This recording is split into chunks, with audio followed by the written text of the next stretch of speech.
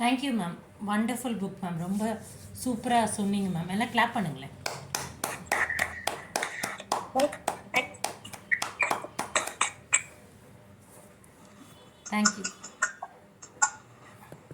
Thank you thank you all. ரொம்ப சூப்பராக இருந்துச்சு மேம்.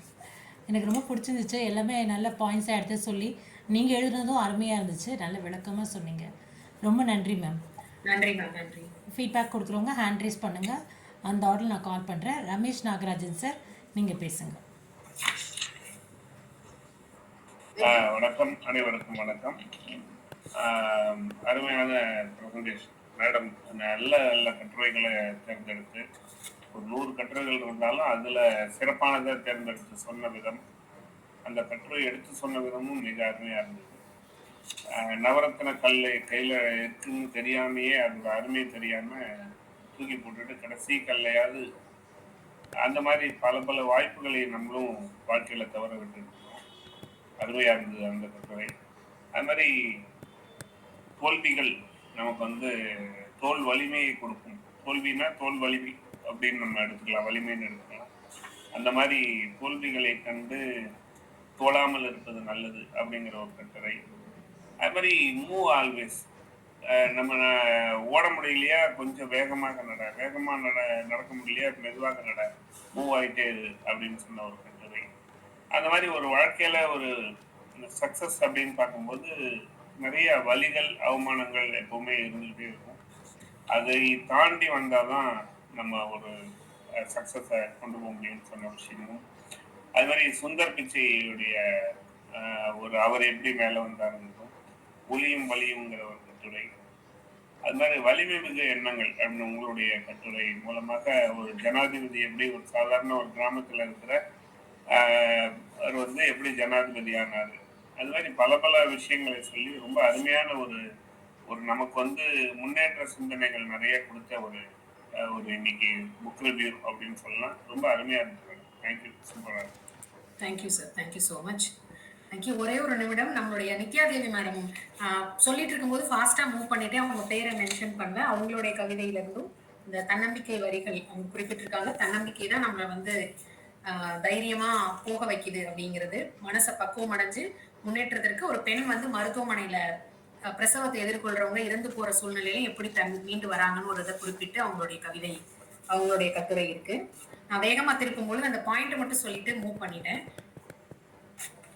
நன்றி. வாழ்த்துக்கள் நித்யா மேம். கணேசன் சார், நீங்க பேசுங்க. வணக்கம் மேடம். ரொம்ப நல்ல சிறந்த புக் எடுத்து நீ பேசிருக்கீங்க. அதுவும் போர்வையா பேசுனீங்க. ரொம்ப புரியுற மாதிரி இருந்தது. அந்த உரி எடுத்து அந்த கற்களை செதுக்கினா தானே அது கஷ்டப்பட்டா தானே முன்னேற முடியும்ன்ற பாயிண்ட்ஸ் நல்லா இருந்தது. ஓட முடியலைன்னா நடக்க முடியலை என்றால் க்ராலிங் பண்ணுங்க அப்படின்னு சொன்னது ரொம்ப நல்லா இருந்தது. அப்புறம் நீங்க ஒரு ஏதாவது பண்ணாக்கா உடனே ரியாக்ஷன் ஆகாம மற்றவங்க என்ன சொல்றாங்கன்னு கேட்டு அது பண்ணுங்க அப்படின்னு சொல்றது ரொம்ப நல்லா. அது உண்மையிலே நிதர்சனமானது. நிறைய தடைகள்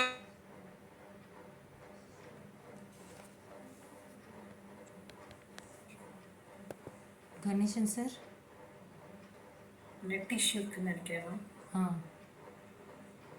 கணேசன் சார் கேக்குதா சார்?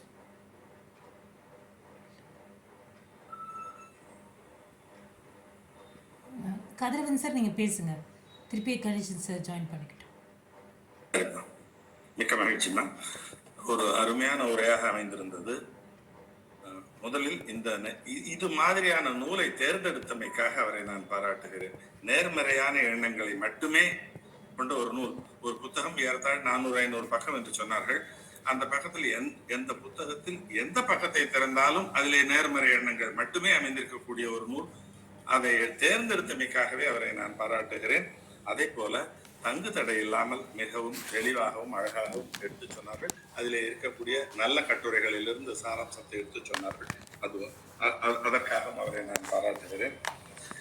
இந்த சாதனையாளர்கள் அவர்கள் சொல்லும் பொழுது நான் சிறு குறிப்புகளை எடுத்துக்கொண்டே வந்தேன். சாதனையாளர்களிடம் இருக்கக்கூடிய பொதுமையான கூறுகள் என்று, காமன் ஃபேக்டர்ஸ் என்று சொல்லலாம். அப்படிப்பட்ட பொதுமையான கூறுகள் என்று நான் பார்க்கும்பொழுது எனக்கு விடாமுயற்சி, கடும் உழைப்பு, தன்னம்பிக்கை, சுய ஊக்கம், செல்ஃப் மோட்டிவேஷன் போன்றவை என் மனதில் எனக்கு தோன்றியது, குறிப்பிட்டுக் கொண்டு வந்திருந்தேன். இப்படி நல்ல விஷயங்களை பற்றி மட்டுமே எடுத்த ஒரு நல்ல ஒரு உரையாக அமைந்திருக்கிறது. எண்ணங்கள் நூல் டாக்டர் MS உதயமூர்த்தியின் எண்ணங்கள் எனக்கு நினைவுக்கு வந்தது. அதை தவிர்க்கவே முடியாது. காரணம், அநேகமாக இந்த மாதிரியான நூல்களை எழுதிய முதல் தமிழர் அவர்தான் என்று நினைக்கிறேன். டாக்டர் மூவா அவர்கள் கூட 1950களிலோ 60களிலோ நூல்களை எழுதியிருக்கிறார். ஆனால் எண்ணங்கள், அவை தரும் வலிமை, எண்ணங்களை நாம் எப்படி கட்டுப்பாட்டுக்குள் வைத்திருக்க வேண்டும் என்பது மட்டுமல்ல, பிரபஞ்சம் நமக்கு எவ்வாறு உதவி செய்கிறது என்றெல்லாம் கூட எழுதியிருப்பார். அவர் ஒரு உதாரணத்தை கூட சொல்லியிருப்பார். ரேடியோ, எப்படி நாம ரேடியோவை ஒரு விவித பாரதி வேணும்னா நம்ம டியூன் பண்றோம், அப்படி இல்லைன்னா திருச்சி வேணும்னா அதுக்கு தகுந்த மாதிரி. இப்ப நான் சொல்ல முடியாது, அந்த காலத்துல ரேடியோக்கள் இருந்த காலம். ஆக அந்த ஆண்டனாவை நம்ம எடுத்து வச்சுக்கிடணும். எடுத்து வச்சுட்டு நீங்க டியூன் பண்ணீங்கன்னா எந்த ரேடியோ ஸ்டேஷனை திருப்புறீங்களோ அந்த ஸ்டேஷன்ல இருந்து உங்களுக்கு பாட்டு கேட்கும். அத மாதிரி நேர்மறை எண்ணங்களோட நீங்க டியூன் பண்ணிக்கிட்டீங்கன்னா உங்களுக்கு பிரபஞ்சம் உதவி செய்ய காத்திருக்கிறது அப்படின்னு சொல்லுவார். அது மிக முக்கியமான ஒரு கருத்தாக நான் பார்க்கிறேன். அத்தகைய கருத்துக்களை அடிப்படையாக கொண்ட ஒரு அருமையான உரையாக அமைந்திருந்தது.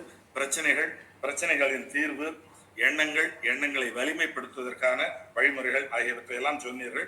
2 திருக்குறள் வரிகளும் நினைவுக்கு வந்தன. உள்ளுவதெல்லாம் உயர்வுள்ளல் அப்படின்னு ஒண்ணு சொல்றாங்க. எண்ணிய எண்ணியாங்க எய்துப. இது ரெண்டுமே அது ரெண்டுத்தையும் அதனுடைய சாரம்சம் அப்படின்னு சொன்னா இந்த 2 வரிகள்ல சொல்லலாம். மிகச் சிறப்பம்மா. லாவண்யா மணிமுத்து அவர்களுக்கு பாராட்டு. மிக்க மகிழ்ச்சி. நன்றி.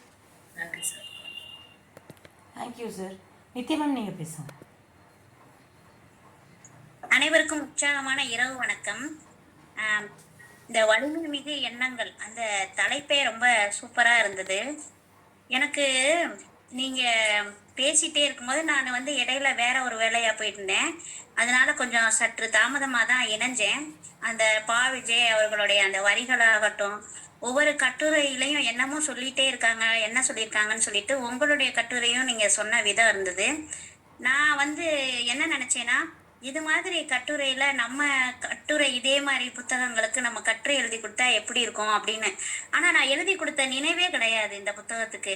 ஆனா அந்த எண்ணம் உடனே உங்களுடைய வாய் சொற்கள் மூலமா எனக்கு வெளியில வந்தது ரொம்ப பெரிய ஒரு ஹாப்பினஸா இருந்துச்சு.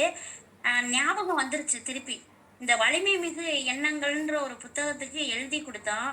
ஆனா நான் எழுதி கொடுத்த அந்த வரிகள் எல்லாம் எங்க போச்சு, எனக்கு முகவரியை தருமா, அது எங்க இருக்கு அப்படின்னு நான் நிறைய நாள் அந்த எண்ணத்தை கேட்டுக்கிட்டே இருந்தேன். வருடங்களும் போயிட்டு காலங்களும் கடந்திருக்கு, என்ன நடக்குதுன்னே தெரியல. ஒரு புகைப்படம் கொடுத்தோம், நம்மளும் நம்மளுடைய அவ்வளோ கஷ்டப்பட்டு அந்த மகப்பேறு விடுதியில இருக்கிற அந்த ஒரு விஷயத்த லேபர் வார்டு மார்ச்சரி வார்டா மாறின அந்த ஆழ்மனதோட அற்புத சக்தின்ற புத்தகம் எனக்கு புத்தகமே தெரியவே தெரியாது. ஆனா நான் அந்த ஆழ்மனதின் அற்புத சக்தியை நான் அங்க வலிமைப்படுத்தி நான் வெளியில வந்த அந்த விஷயத்த உங்க மூலமா தான் முத இந்த தளத்துல அந்த ஆழ்மனதின் அற்புத சக்தியை நான் கேட்க முடிஞ்சிச்சு. ரொம்ப அருமையா கொண்டு போயிட்டே இருந்தீங்கம்மா. ஏன்னா இப்பதான் ஒரு சிறப்பு விருந்தினரா போயிட்டு வர சூழல் இருந்தனால உங்களுடைய முதல்ல இருந்து நான் கேட்கல. ஆனா நீங்க 2-3 கட்டுரைகள் உங்களுடைய கட்டுரை உட்பட வாசிச்ச அந்த விதம், அதை கொண்டு போன விஷயமும் நமக்கு இன்னைக்கு கிடைச்ச அந்த எனர்ஜெட்டிக்கா இருந்தது. அதுலயும் ஒரு சர்ப்ரைஸ் மாதிரி என்னோட கட்டுரையும் அதுல இருக்குன்னு நீங்க சொல்றது எனக்கு மிகப்பெரிய ஒரு ஆச்சரியத்தை அது கொடுத்துச்சுன்னு தான் நான் சொல்லுவேன். ஏன்னா எழுதி கொடுத்தது எங்கடா ஏட்டுச்சிருக்க கறிக்கு உதவுமா, எங்க போச்சு தெரியல அப்படின்ற இருந்தேன். எங்கேயோ இருந்த முத்தை எடுத்து உங்க முத்தான வார்த்தையில அங்க கொடுக்கும் போது ரொம்ப சிறப்பா இருந்தது. நீங்க அந்த சொன்ன விதங்கள்லாம் ரொம்ப அருமையா இருந்தது. அப்படியே நடையோட அதை நான் அப்படியே கேட்டுக்கிட்டே வந்தேன் பாருங்களேன். அது ரொம்ப நல்லா இருந்துச்சு. மென்மேலும் வளர வேண்டும். ஆயிரக்கணக்கான வாழ்த்துக்களை தெரிவிக்கிறேன். நன்றி, வணக்கம் அம்மா. நன்றி நித்யாதேவி மேடம். நித்யாதேவி நன்றி. தேங்க்யூ. முதல்ல ஒவ்வொருத்தரோட பேரை குறிப்பிடாதனால அப்படியே வேகமா திருப்பிட்டு போயிட்டேன். அதுக்கப்புறம் கடைசியா குறிப்பிடணும்னு நினைச்சேன். அந்த லாஸ்ட் பேஜுக்கு போனனால திருப்பி தேடாம விட்டுட்டேன். அதனாலதான் நடுவுல சொல்ற மாதிரி வந்துருச்சு. நன்றி. முதல்ல குறிப்பிட்டுட்டேன், நம்மளுடைய குழுவுல இருக்கவங்களும் அதுல எழுதியிருக்காங்கன்னு பேரை சொல்லல. நான் நம்மளோட குழுவுல இருக்கவங்க எழுதியிருக்காங்கன்னு சொல்லியிருந்தேன் ஸ்டார்டிங்லேயே. நான் நித்யா மேம் நிறைய எழுதி நிறைய பேசுறதுனால பறந்து போச்சு.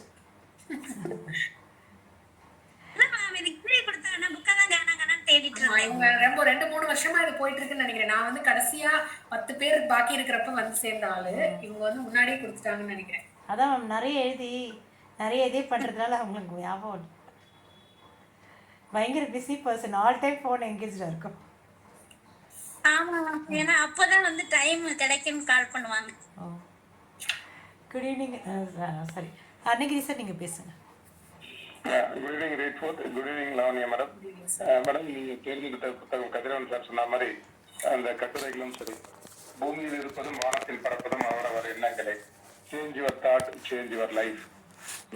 இந்த ஒருத்தருடைய height attitude decide the altitude. So அவங்களுடைய மனோபாவம் தான் ஒருத்தர் வந்து வாழ்க்கையில எந்த அளவுக்கு உயர முடியும். ஆபிரகாம் லிங்கனோட உதாரணங்கள், அப்புறம் ஒவ்வொரு பூக்களும், அந்த பாடல் வரிகள் எல்லாமே ரொம்ப சிறப்பா இருந்தது. நீங்க சொன்னதும் மிக உத்வேகம் தந்தது எல்லாருக்குமே. ஸோ அந்த புத்தகத்தை வாசிக்கணும்ன்ற எண்ணத்தையும் நீங்க தூங்கியிருக்கீங்க. ரொம்ப அருமை மேடம். வாழ்த்துக்கள். வாய்ப்புக்கு நன்றி. நன்றி சார். Thank you sir. வேறு யாராவது பேசுகிறீங்களா? சொல்லுங்கள் சிவகணி மேம். வணக்கம் அனைவருக்கும். லாவண்யா மேம், நீங்கள் எடுத்து சொன்ன விதம் வந்து ரொம்ப அழகாக இருந்தது.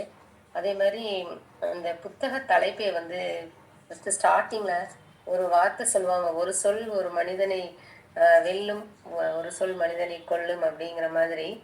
நேர்மறை எண்ணங்கள் அப்படிங்கிறதே ஒருத்தங்களை, அந்த நீங்கள் சொன்னீங்க இல்லையா, தற்கொலை எண்ணத்தை வந்து மாற்றணும் அப்படின்னா அதுக்கு வந்து நம்மளோட பாசிட்டிவ் அப்ரோச் தான் அங்கே வந்து பேசும்.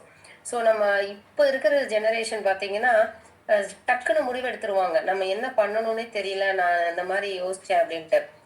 ஸோ அதுக்கான வழிகள் வந்து ஏராளமா அந்த பிரபஞ்சத்திலேயே இருக்கு. அதை நம்ம வந்து தேடணும் அப்படிங்கறத அதை அவங்க உணர்றதில்லை. அது ஒண்ணு. அதுக்கப்புறம் நம்ம அதற்கான வழிகளை ஏற்படுத்தி கொடுக்குறோமா அப்படிங்கும்போது, இன்னைக்கு ஒரு வாட்ஸ்அப் ஸ்டேட்டஸ் வந்து ஒருத்தங்களை மாத்துது அப்படின்னா அதுவே ஒரு பெரிய வெற்றி அப்படின்னு தான் சொல்லணும். ஸோ அந்த மாதிரி ஒவ்வொரு விஷயமும் எடுத்து சொன்னீங்க. ஒரு சின்ன கவிதை. வாழ்வியலை அழகாய் கொடுத்து வாழ்பவர் வாழ்ந்தவர் நிலையினை காட்டி, வாழ வழிதனை காட்டி, வானளவு உயர்ந்திட நேர்மறை எண்ணங்கள் நீங்கா வண்ணமாய் நினைவில் நின்றிட, நேர்மறையாளர்கள் எழுதிய நேர்மறை எண்ணத்தை நிதானமாய் எடுத்து நித்தமும் நிகழ்வில் நாம் பயன்படுத்திட எதிர்கொள்வோம் நேர்மறை எண்ணத்தை என்று அழகா அந்த புத்தகத்தை நீங்க எழுதின உங்க எல்லாருக்குமே வாழ்த்துக்கள். ஐயா சொன்ன மாதிரி எந்த ஒரு பக்கத்தை எடுத்தாலும் அதுல ஒரு நேர்மறை எண்ணம் இருக்கும். அப்படிங்கும்போது அந்த புத்தகம் எவ்வளவு ஒரு சிறப்பு அப்படிங்கறது நம்ம உணரணும். 500 பக்கத்துக்கு மேல இருக்குன்னு சொன்னீங்க இல்லையா? ஸோ எல்லாரோட தொகுப்பு தானே இந்த புத்தகம். 480 பக்கம் மொத்தம். 480 புத்தகம். இதை ஒவ்வொரு நாளும் ஒவ்வொரு பக்கத்தை படித்தாலே போதும்னு நினைக்கிறேன் நான். ஸோ ஏராளமான தகவல்கள் நம்ம தெரிஞ்சுக்கலாம். ஒரு நாளைக்கு ஒரு பக்கத்தை படிக்கும்போது நம்மளுக்குள்ள ஒரு உத்வேகம் வரும். ஸோ நம்ம அந்த டேவை வந்து ஒரு நேர்மறையான எண்ணத்தோட அணுகணும் அப்படிங்கிற ஒரு சிந்தனை வந்து நமக்குள்ள தோன்றும் இல்லைங்களா? ஸோ அந்த மாதிரி இருந்தது. உங்களோட செஷன் வந்து ரொம்ப எக்ஸலண்டா இருந்தது. நித்யா தேவி அவர்களும் எழுதியிருக்காங்கன்னு சொன்னீங்க. இது நீங்க அந்த மகப்பேறு பத்தி எங்கிட்டையும் சொல்லியிருக்கீங்க ஆல்ரெடி. ஸோ அதாவது எல்லாரும் சொல்லுவாங்க இல்லையா, எழுதுனவங்களுக்கு தெரியாது எழுதுனது. அதை படிச்சுட்டு ஒரு வாசகனா வந்து இப்ப நிறைய பேர்கிட்ட நம்மளே வந்து அந்த புத்தகத்தை பகிர்ந்துக்கும் போது இது நானா எழுதுனேன் அப்படின்னு கேட்கிற மாதிரி இருக்கும். அந்த மாதிரி இருக்கும். அதாவது அந்த எழுத்துக்கு நம்ம கொடுக்கிற ஒரு மதிப்பு தான் அது. அதான் நம்ம டாக்குமெண்டேஷன் அப்படிங்கிறது நம்ம ஒவ்வொரு நாளுமே பண்ணணும் அப்படிங்கிறது. அது பண்ணணுங்களுக்கு தெரியாது, அதை பயன்படுத்துறவங்க உணர்வாங்க அப்படிங்கிற மாதிரி இருந்துச்சு இன்னைக்கு session. Excellent Lavanya ma'am, thank you so much. வாழ்த்துக்கள், இருவருக்கும் வாழ்த்துக்கள். நன்றி. Thank you ma'am. Thank you Lavanya ma'am. Once again ரொம்ப அருமையாக இருந்துச்சு. Thanks a lot ma'am. கலந்து கொண்ட அனைவருக்கும் நன்றி.